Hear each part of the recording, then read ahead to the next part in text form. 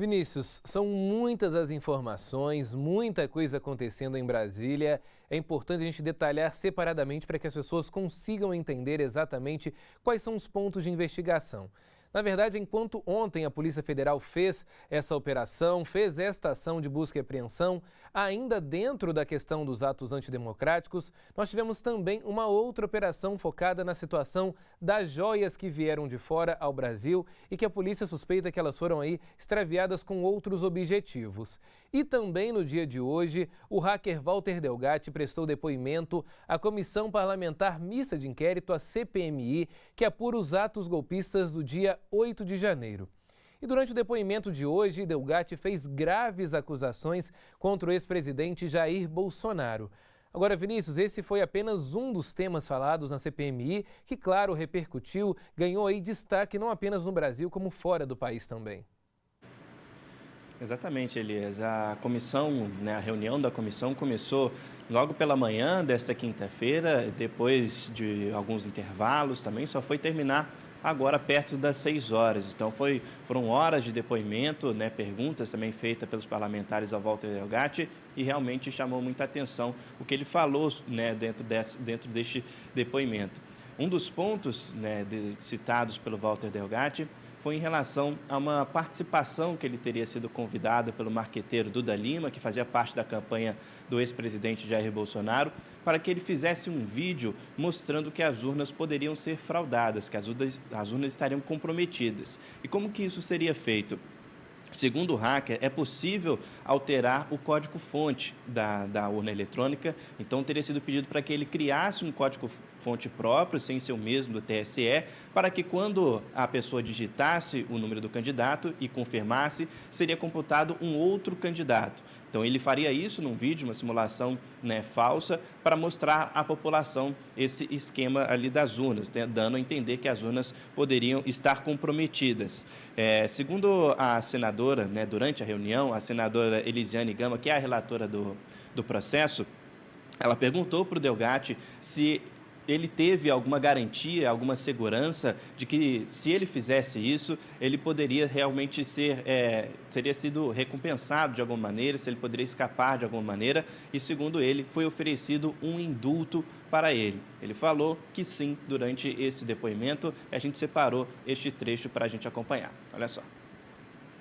Você, nesse momento, colocou, por exemplo, a possibilidade de você ser punido, ser preso por isso? Você recebeu deles algum tipo de garantia de proteção? Sim, recebi, inclusive a ideia ali era que eu receberia um indulto do presidente.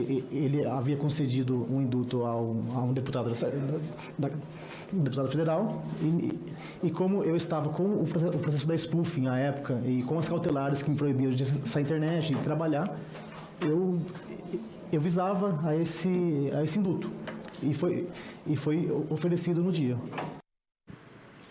Durante a sessão também ele teria dito que esse mesmo indulto serviria como proteção para uma outra situação, de um suposto grampo que seria implantado na escuta do ministro Alexandre de Moraes também, para que ele pudesse ser de alguma forma agido, teria que ter alguma ação contra o Alexandre de Moraes, e que o ex-presidente Jair Bolsonaro pediu para que ele assumisse esse grampo, e também seria como proteção recebido este indulto.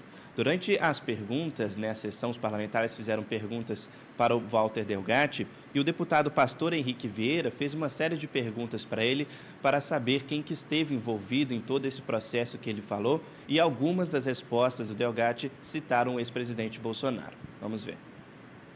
Quem pediu para o senhor tentar fraudar esse sistema? A Carla Zambelli, por ordem do presidente Bolsonaro, do ex-presidente Bolsonaro. Quem pediu para o senhor assumir a autoria de um suposto grampo contra o ministro Alexandre de Moraes? Presidente Bolsonaro.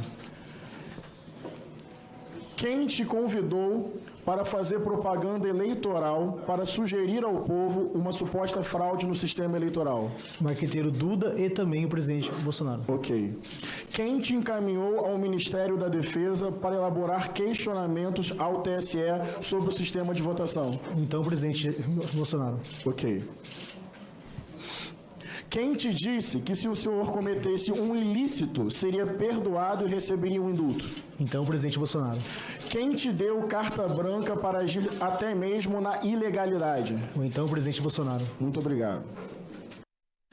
Delgatti ainda disse que está disposto a participar de uma cariação com o ex-presidente Bolsonaro, que é quando duas pessoas são chamadas para confrontar as suas ideias, né, com opiniões contrárias de uma mesma versão, né, aliás, de um mesmo assunto com versões diferentes.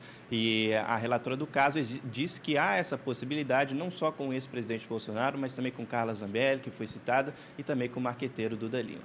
Elias. Olha, Vinícius, é preciso também esclarecer algo muito importante para os nossos telespectadores. Nós estamos falando de uma CPMI que justamente está investigando toda essa situação. Agora, claramente a oposição vai fazer essas perguntas, e são perguntas extremamente importantes, ao mesmo tempo que, na verdade, os governistas, né? Nós agora trocamos o governo, os governistas vão fazer perguntas importantes, assim como a oposição que é ao lado do ex-presidente Jair Bolsonaro tenta pegar algum tipo de retórica diferente dessa que está sendo promovida. Os dois lados têm os seus interesses. Agora, vale destacar que todas essas falas feitas pelo hacker precisam também ser investigadas, porque recentemente na história do país nós também tivemos um caso de um presidente atual, mas que já foi ex-presidente, que foi preso com base em apenas delações. Não é? Mesmo tendo algumas questões aí envolvidas no processo, a maneira como o processo aconteceu foi colocada de forma equivocada. E isso foi julgado, isso foi passado por várias instâncias também, exatamente por isso que o processo foi arquivado. E agora, mais uma vez, nós estamos enfrentando um processo também que fala sobre um ex-presidente da República. É preciso deixar as paixões de lado, olhar principalmente para as provas e até onde essas provas irão levar tanto a comissão na CPMI, como também em relação a todos estes fatos envolvendo joias e outras ilegalidades que a Polícia Federal está apurando. Mas, mais uma vez, gente, não é uma questão que deve ser levada apenas em conta de paixões, mas sim em provas. Afinal de contas, todos nós temos os nossos argumentos contrários e a favor, mas para que algo assim seja dito, é preciso também comprovar que todas essas afirmações são verdadeiras. Muito obrigado pelas informações, Vinícius.